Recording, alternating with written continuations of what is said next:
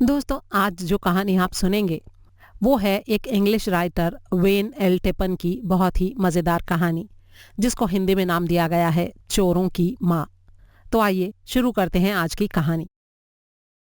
अब मुझे इस बात का एहसास हो रहा है कि अगर हमने अपनी माँ की बात ना मानी होती तो आज मैं और मेरा भाई जेल में ना होते।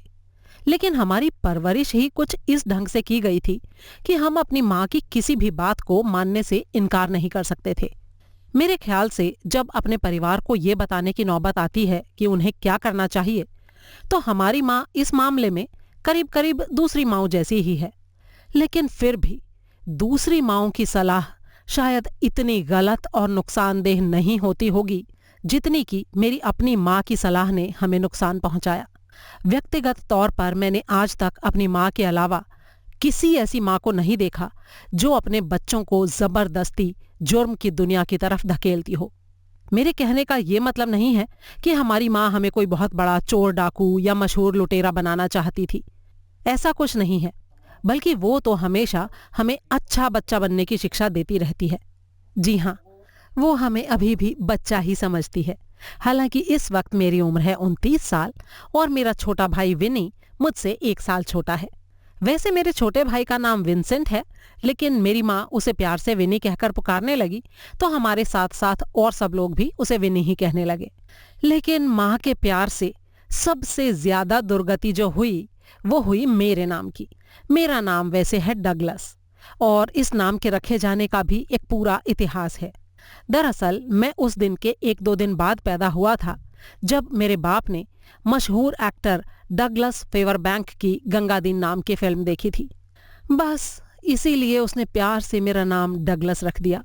अब मेरी माँ चूंकि देहात की रहने वाली थी, लिहाजा वो मुझे प्यार से डॉगी कहकर पुकारने लगी और ये बेहुदा नाम मेरी जिंदगी के साथ आज तक चिपका हुआ है।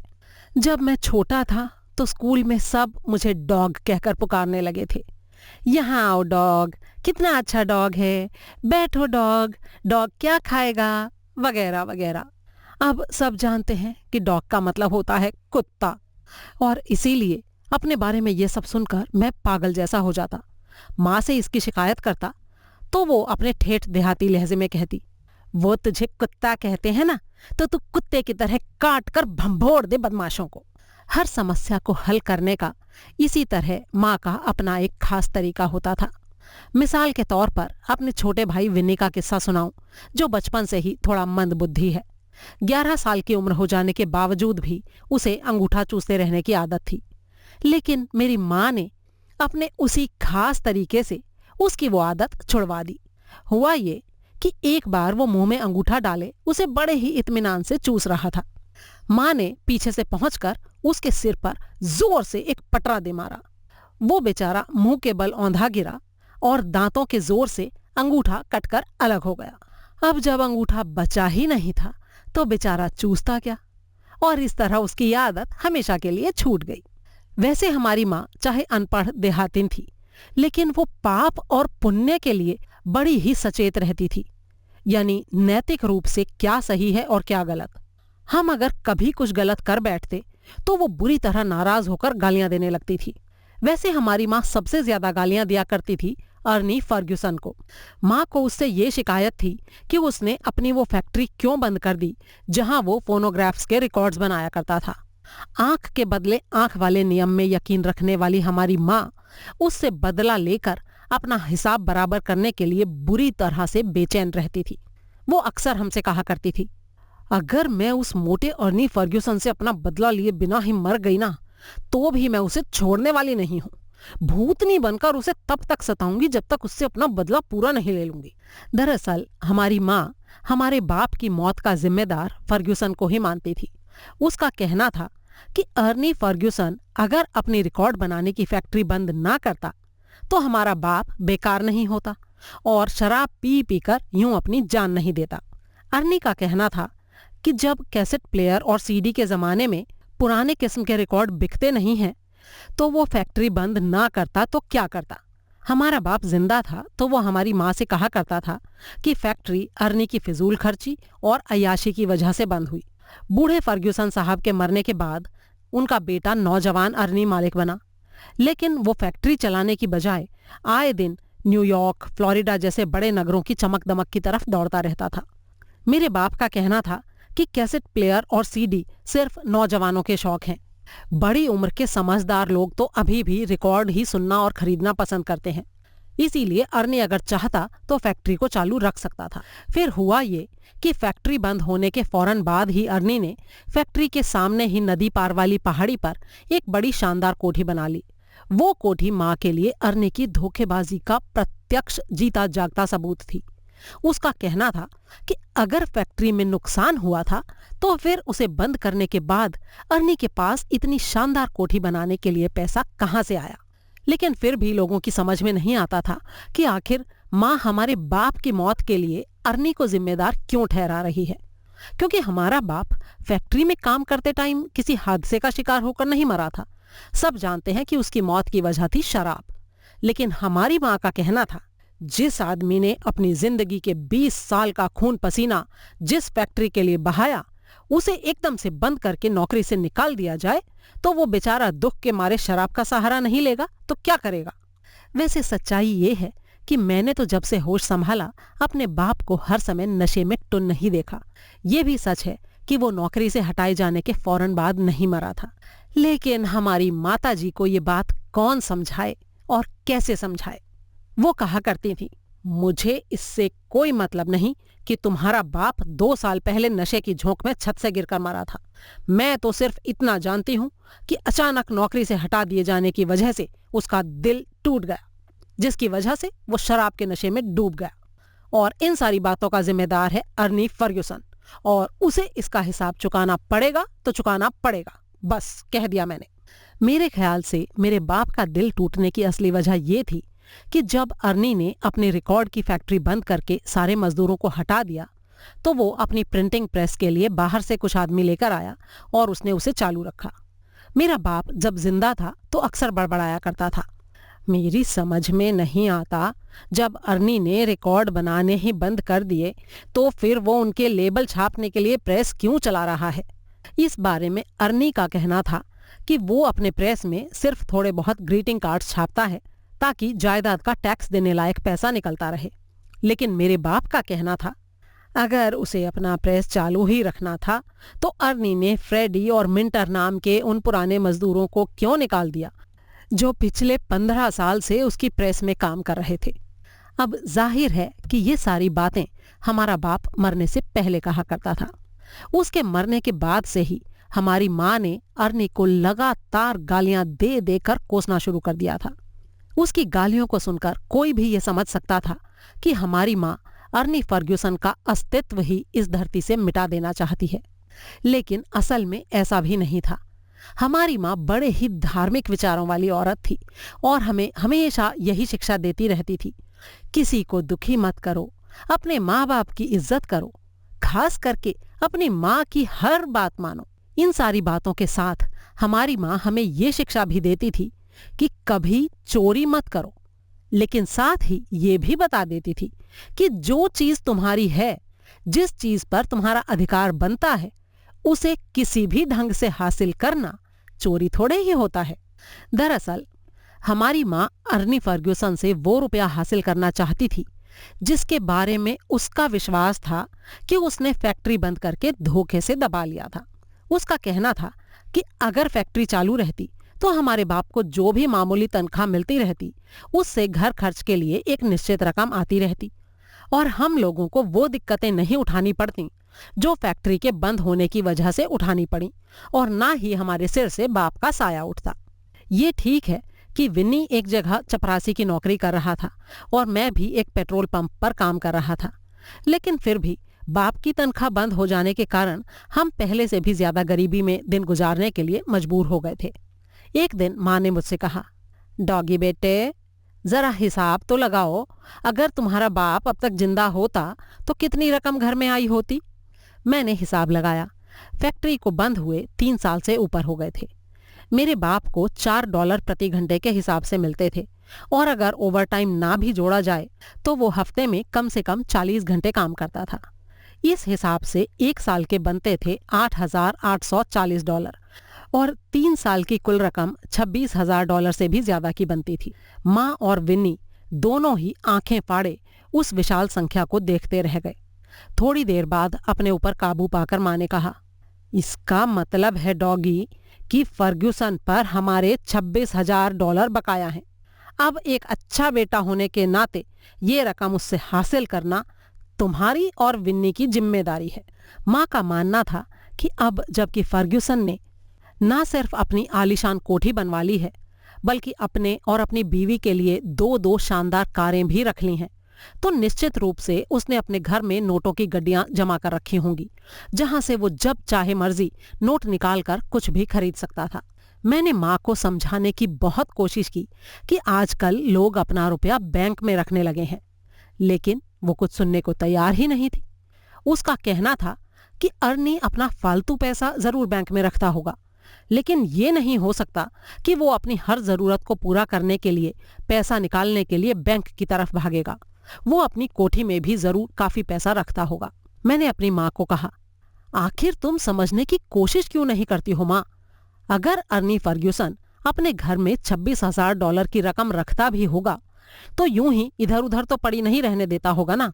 किसी सेफ में ताला वाला लगाकर रखता होगा, और सेफ तोड़ना हमारे बस की बात नहीं है। लेकिन हमारी माँ तो हमारी माँ थी, कुछ सुनने को तैयार नहीं।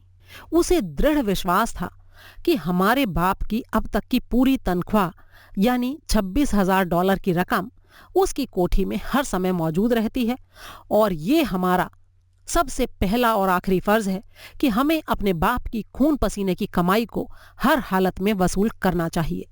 कहने की जरूरत नहीं कि मैंने माँ को समझाने की बहुत कोशिश की, क्योंकि विन्नी तो बचपन से ही उनकी किसी भी बात का विरोध नहीं करता था। लेकिन माँ के सामने मेरी एक नहीं चली। उसका कहना था, अगर अच्छाई ने बुराई के सामने घुटने टेक कर हार मान ली, तब तो ये दुनिया एक ही दिन में खत्म हो जाएगी बेटे। उसकी मान्यता थी कि अन्याय को चुपचाप सहना बहुत ही बुरा काम है, अपना हक हासिल करना बहुत ही अच्छा काम है।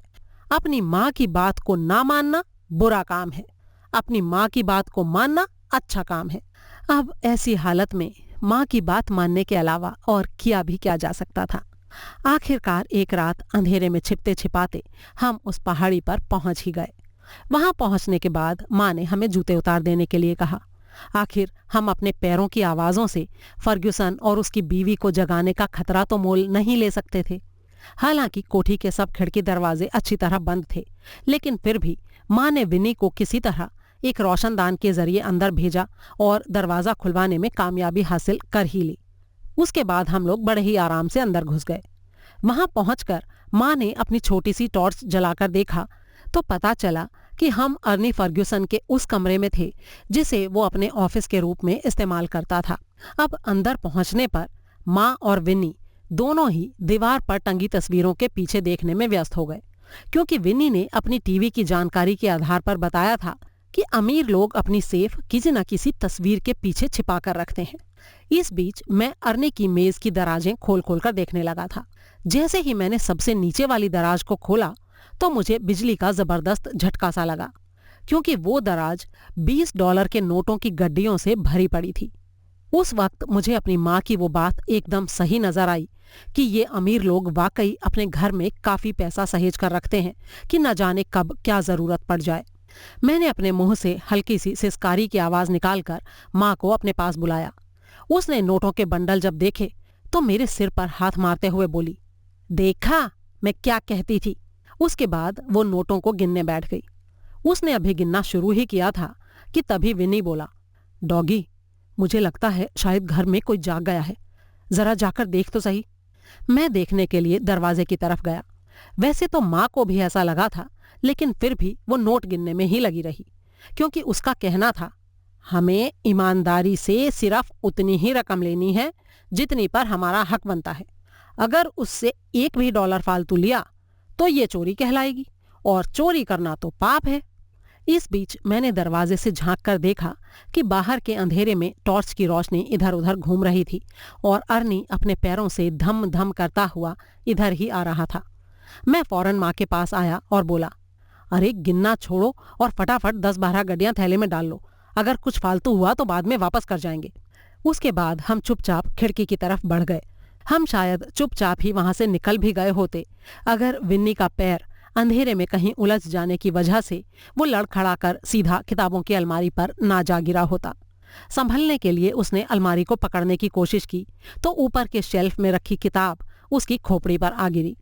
माँ और मैं तब तक बाहर निकल चुके थे, लेकिन मुझे बेचारे विन्नी की मदद के लिए लौटना पड़ा, जो डर और घबराहट के मारे ऐसा बदहवास हो गया था कि उसके गले से सिवाय एक अजीब सी गों गों के और कोई आवाज नहीं निकल रही थी। हमारे लिए ये सौभाग्य की बात थी कि उस सारे धूम धड़ाके और हंगामे की आवाजों को सुनकर अर्नी फर्ग्यूसन की उस अंधेरे कमरे के भीतर घुसने की हिम्मत नहीं हो रही थी। वो बाहर से ही चिल्लाया, मुझे मालूम है कि तुम लोग अंदर हो, मेरे पास पिस्तौल है। अगर मैं अंदर आया और गोली चल गई तो बेकार में ही कोई मरमरा जाएगा। अच्छा यही है कि तुम लोग अपने हाथ सिर पर रखकर चुपचाप बाहर निकल आओ और अपने आप को मेरे हवाले कर दो। मैं जानता था कि अर्नी उतना होशियार नहीं है जितना दिखाई देता था, लेकिन मैं ये नहीं जानता था कि वो इतना बड़ा बेवकूफ है। भला कोई उस गधे से पूछे कि उसने इतनी बड़ी रकम अपने घर में रखी क्यों हुई थी। मेरे ख्याल से शायद उसने सोचा होगा कि आज तक हमारी बस्ती में कभी कोई डकैती या चोरी चकारी नहीं हुई है तो कभी होगी भी नहीं, लेकिन उसका ये सोचना सरासर बेवकूफ़ी ही तो थी। बहरहाल हम वहां से इतनी तेजी और जल्दी के साथ भागे कि हमें अपने जूते पहनने का भी मौका नहीं मिला। उनको हाथों में लिए हुए जब हम नंगे पैरों भागते हुए घर पहुंचे तो हमारे पैर बुरी तरह से दुख रहे थे। घर पहुंचते ही हमने रबर बैंड से बंधी उन गड्डियों को फौरन गिनना शुरू कर दिया, जिन्हें हमने बड़ी जल्दबाजी के साथ उठाकर थैले में डाल लिया था। पता चला कि रकम थी $45,000, लेकिन हमारी माँ फिर भी खुश नहीं थी। बड़े ही आश्चर्य के साथ कुछ सोचते हुए वो बोली, ये अर्नी फर्गुसन कितना अमीर आदमी है, और अभी हम वहां पड़ी इतनी सारी गड्डियों में से कुल 12 गड्डियां उठा कर लाए हैं। फिर वो अपनी रॉकिंग चेयर में खामोशी के साथ आगे पीछे झूलती हुई ना जाने क्या सोचती रही। कुछ देर तक झूलने के बाद वो रुकी और हम दोनों भाइयों को कड़ी नजरों से देखने लगी। फिर निर्णायक स्वर में बोली, नहीं, ये तो गलत है। हमारी खून पसीने की कमाई कुल $26,000 है। अगर हम उससे ज्यादा की रकम अपने पास रखते हैं तो वो चोरी की रकम कहलाएगी, यानी पाप की कमाई। मैं पाप की कमाई का एक भी पैसा अपने घर में नहीं रहने दूंगी। अब तक इतना तो आप भी समझ ही गए होंगे कि हमारी माँ से बहस करने का कोई सवाल ही नहीं था, ना ही कोई फायदा था। हमने फालतू रकम का बंडल बनाया और उसे खाकी कागज में अच्छी तरह से पैक करने के बाद उसके ऊपर अर्नी का नाम और पता लिख दिया। अगली सुबह हम उस पैकेट को लेकर मिस्टर कारमोडी के पास पहुंचे, जो अपनी जनरल स्टोर की दुकान से ही बस्ती का पोस्ट ऑफिस भी चलाता था। उसने पैकेट का वजन करने के बाद बताया कि उसके $1.45 लगेंगे। माँ ने उसे $20 का नोट दिया तो वो बोला कि वो दुकान के अंदर से बाकी के पैसे लेकर आता है। हम बाहर खड़े उसके लौटने का इंतजार करने लगे, लेकिन वो वापस लौटकर नहीं आया। जब काफी देर हो गई और हम इंतजार करते करते परेशान हो गए, तभी अगले दरवाजे से मिस्टर कारमोडी के साथ वहां का शेरिफ टेट आया और उसने हमसे पूछा, ये नोट तुम्हारे पास कहाँ से आया? हमारी माँ ने कुछ भी बताने से इनकार करते हुए बड़ी ही बेरुखी के साथ उससे कहा कि वो अपने काम से काम रखे और उसे दूसरे लोगों के मामले में टांग अड़ाने की कोई जरूरत नहीं है। हमारे सहयोग न करने पर शेरिफ टेट ने हमें जाली नोट रखने के अपराध में गिरफ्तार कर लिया और हमें एक छोटी सी जेल में ले जाया गया, जहां मुझे और विनी को तो एक कोठरी में बंद कर दिया गया और माँ से पूछताछ शुरू हो गई।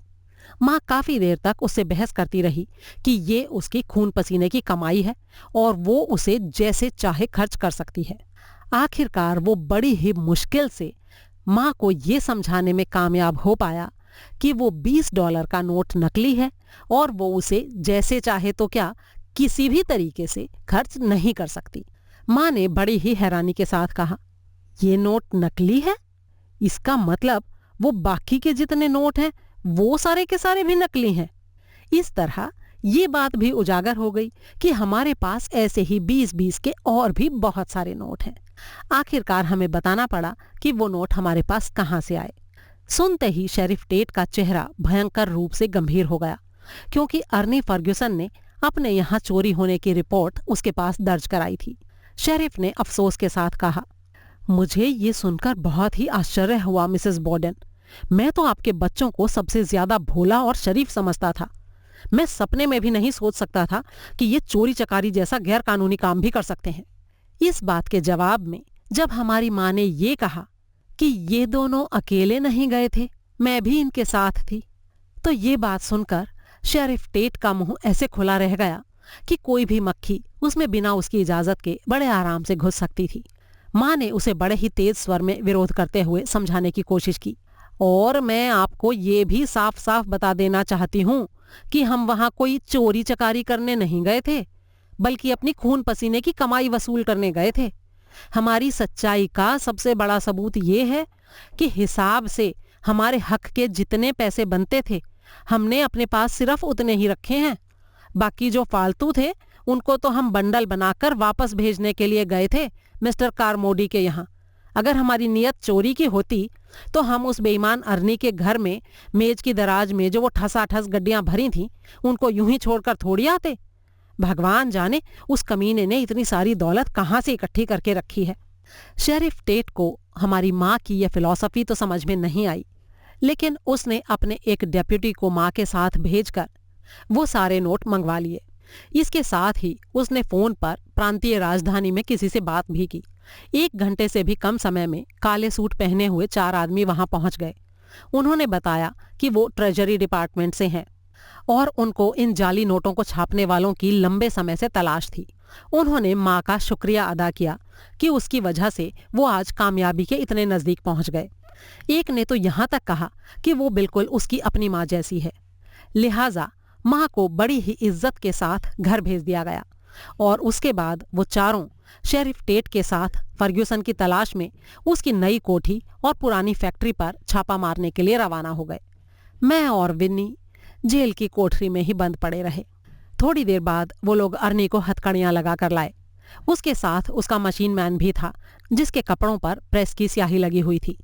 उन दोनों को उन लोगों ने हमारी तरह कोठरी में बंद नहीं किया, बल्कि शेरिफ टेट के साथ कुछ विचार विमर्श करने और ये फैसला करने के बाद कि हमें जाली नोट चलाने और रखने के अपराध में गिरफ्तार ना किया जाए, वे लोग अर्नी और उसके मशीन मैन को हथकड़ियां लगाए हुए ही अपने साथ राजधानी ले गए। उनकी बातचीत से हमें ये पता चल गया था कि अर्नी फर्ग्यूसन अपने यहाँ नोट छापकर बाहर कहीं जाली नोटों का धंधा करने वालों को नोट सप्लाई किया करता था। क्योंकि उसने यहाँ कभी खुद कोई नोट चलाने की कोशिश नहीं की थी, इसलिए उसके ऊपर कभी किसी को शक नहीं हुआ। अगर हमारा ये चक्कर ना पड़ा होता तो वो शायद कभी पकड़ा ही नहीं जाता। लेकिन क्या आपको लगता है कि हमारी इस मदद के लिए शेरिफ टेट ने हमारा कोई एहसान माना या शुक्रिया अदा किया? कतई नहीं। उसका कहना था कि चोरी तो चोरी ही है, चाहे वो किसी शरीफ आदमी के घर की जाए या किसी बदमाश मुजरिम के घर, उससे कोई फर्क नहीं पड़ता। इसके अलावा उसकी नाराजगी का एक और जबरदस्त कारण भी था जिसके बारे में हमें बहुत बाद में पता चला, और वो कारण ये था कि हम दोनों ऐसे बदमाश लड़के हैं कि हमने अपनी भोली भाली माँ को भी बहला फुसला कर अपने साथ चोर बना दिया। उसका कहना था कि इस काम के लिए हम जैसे नालायक और निकम्मे लड़कों को सख्त से सख्त सजा मिलनी चाहिए। लेकिन जब जज ने माँ के मुंह से सारा किस्सा सुना तो उसके लिए अपनी हंसी रोकना मुश्किल हो गया। उसने थोड़ी देर के लिए अदालत मुलतवी कर दी और अपने चेंबर में जाकर खूब हंसा। जी भरकर हंसने के बाद वो अपना चेहरा रुमाल से साफ करता हुआ आया और बोला कि उसने अपनी जिंदगी में ऐसी ईमानदार चोरों की माँ आज तक नहीं देखी। उसके बाद उसने हमें सारे आरोपों से बरी करते हुए चेतावनी दी कि आगे से हम कोई ऐसी वैसी हरकत ना करें और हमेशा अपनी माँ का कहना माने। अब हम उस जज को क्या बताते कि अपनी माँ का कहना मानने की वजह से ही तो हम उस मुसीबत में फंसे थे। दोस्तों, ये कहानी आपको कैसी लगी इसके बारे में अपनी राय कमेंट बॉक्स में शेयर करना बिल्कुल ना भूलें, और अगर कहानी आपको अच्छी लगी तो प्लीज़ इसे ज़्यादा से ज़्यादा शेयर करें दोस्तों और परिवार वालों के साथ। जल्दी ही एक और कहानी के साथ आपसे फिर मुलाकात होगी। तब तक के लिए अलविदा।